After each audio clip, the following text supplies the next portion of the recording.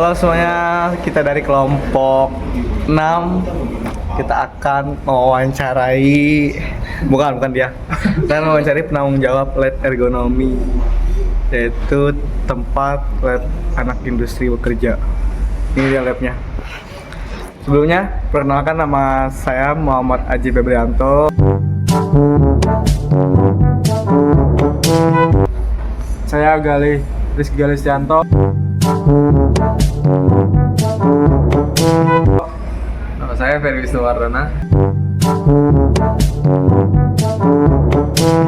Saya Raina Putri Ramanda.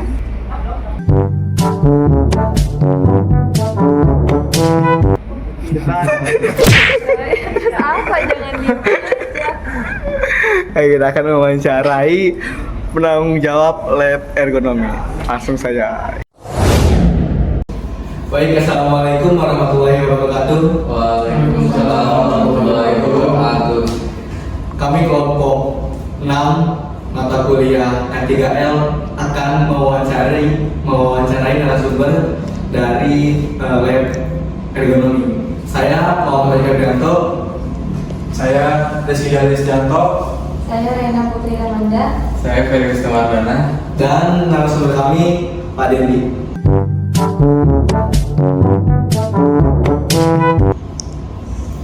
Sebenarnya terima kasih kepada Pak Dendi yang telah meluangkan waktunya sehingga bisa ngobrol sama kami nih buat diwawancarai.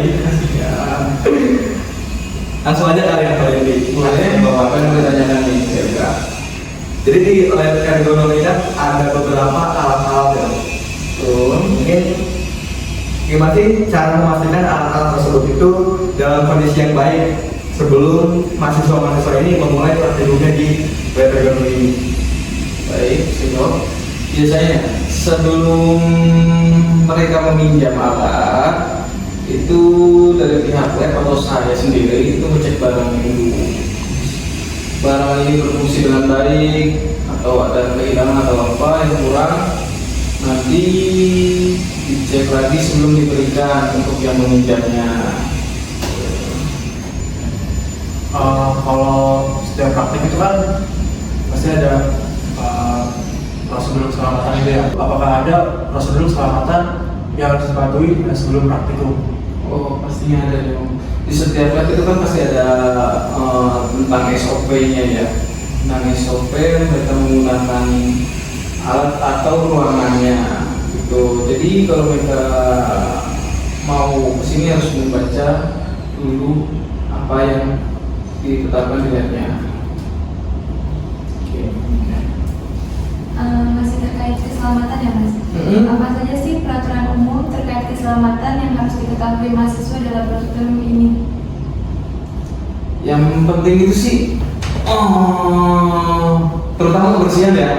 Kebersihan sebelum dan setelah pakai. Sebelum pakai kan kita sudah bersih nih. Nah, setelah pakai kita juga harus membersihkan kembali gitu ya kan. Terus memakai wear pack sesuai dengan jurusannya, lalu alat yang dipinjam dikembalikan lagi seperti sebelumnya. Lalu Mas, apa saja yang dipakai mahasiswa untuk praktikum di lab ergonomi ini? Nggak banyak sih. Ya kayak kita pakai wear pack kan sudah cukup di sini. Wear pack terutama. Lalu kalau mau memakai treadmill di sini, berarti mereka harus memakai sepatu running. Betul, sepatu olahraga lah sebenarnya. Kalau mau ruangan berarti ke tempat kursi kita berarti mereka harus dapat alas kan.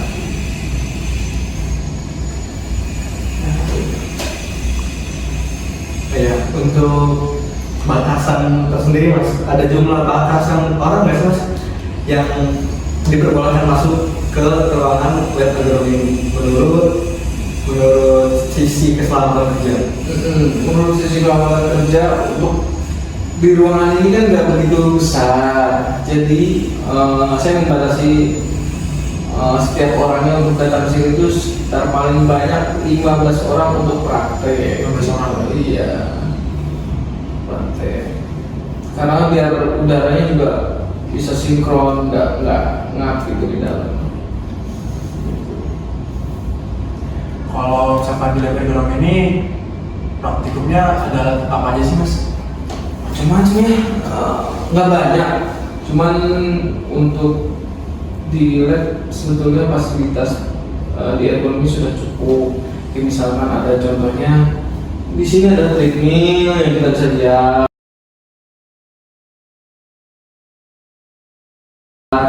lalu ada sepeda statis, lalu ada kursi getar, ada bonfire ini.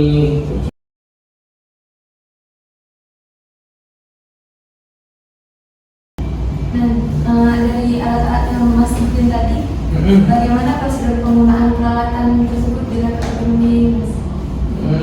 Prosedurnya itu sebelum pakai, jadi mereka harus membaca SOP, sudah saya buatkan atau SW ini.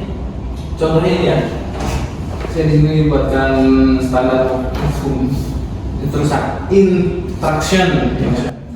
Jadi setiap alat yang dipakai itu mereka harus baca seperti ini dulu, lalu standarnya seperti apa, mereka harus mematuhinya. Mas, lalu ada dampak dari prosedur penggunaan peralatan yang ada pada lab mengenai kesehatan dan keselamatan? Setiap prosedur itu sudah disiapkan, ya kan? Jadi kayak ngajarin cara pakai alat, terus biar gimana ya? Biar kita tuh nggak terlalu, misalkan mau pakai alat treadmill, gimana caranya biar nggak cedera? Kita melakukan pemanasan dulu, ya kan? Biar nggak cedera otot gitu, nggak sembarangan kita langsung pakai alat itu aja. Tapi ya Pak, kalau misalkan ada mahasiswa nih lagi pakai treadmill, terus tiba-tiba kakinya kram tuh, terus terjadi kecelakaan kerja. Nah, kira-kira gimana ya kalau misalkan ada yang kecelakaan kerja di lab ergonomi ini? Untuk misalkan terjadi contohnya seperti itu, misalkan kita gimana caranya? Diobati dulu sebisa mungkin gitu kan. Kalau emang udah tidak bisa digini kan, kita panggil ambulan untuk dibawa ke klinik. Jadi yang kecelakaan kerja tersebut korbannya nih dibawa ke klinik ya? Dibawa ke klinik kalau memang tidak tertolong di sini ya. Gitu. Kalau selama kita masih bisa handle atau kita bisa mengatasi, kita cukup di sini aja.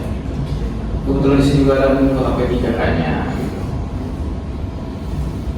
Nah mas, misalkan di sini kan tadi ada alat-alat treadmill, sepeda statis, bonfire mini, kursi gitar. Itu kan alat-alat yang menggunakan listrikan gitu ya. Betul. Nah di ruangan ini kan pasti ada kalau tentang listrikan yang resikonya itu terjadi kebakaran.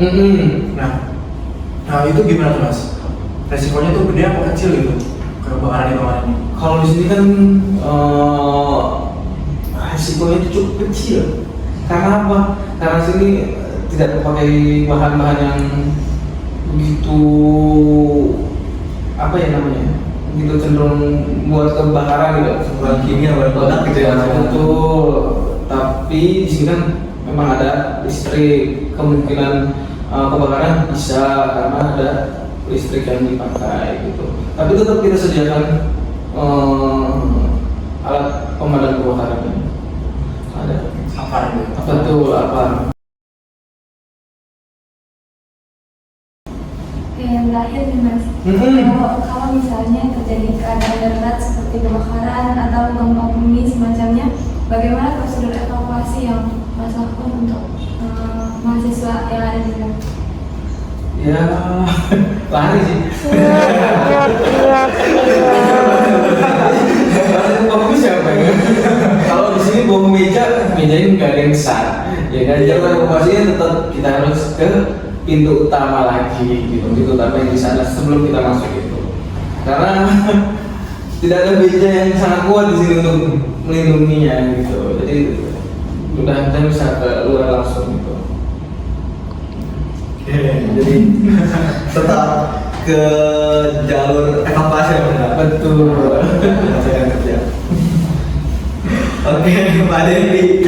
Terima kasih banyak Pak Dendi udah menjawab serangkaian pertanyaan dari kami berempat. Terima kasih sudah.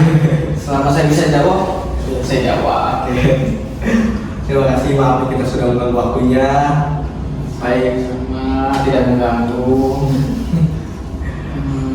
Baik, cukup dari kelompok kami.